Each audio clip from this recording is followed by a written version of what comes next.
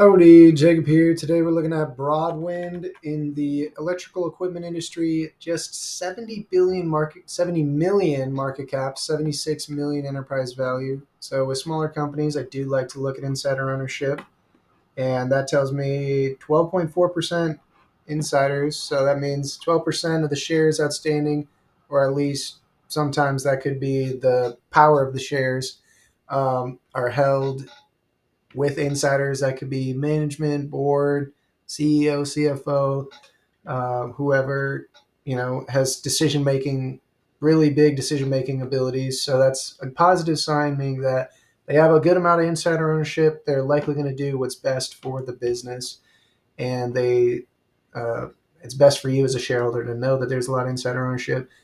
As you know, the stock goes up, stock goes down, it affects them as well. So they manufacture and sell structure equipment and components for clean tech and other specialized applications in the United States.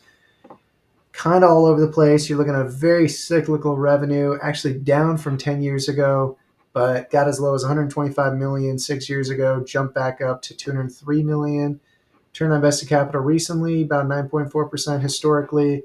They haven't really made a lot of margins here. Gross margin is also has been single digits at points. So kind of an interesting business to look at here. Cost of goods sold are a hefty amount of their business.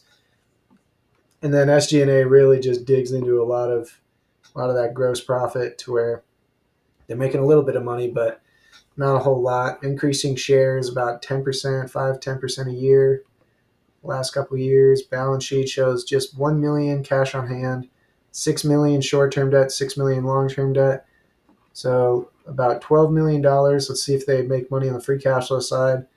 Just like earnings, kind of all over the place. Rolling 12 looks great though, about 18 million right there. That's awesome.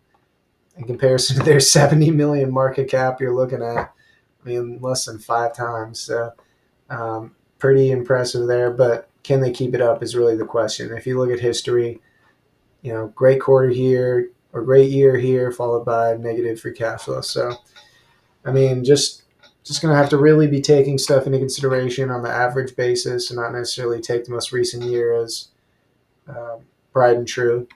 So revenue side, it's a small business, maybe 5% market average P, but let's give it a little bit of a juice on the discount rate.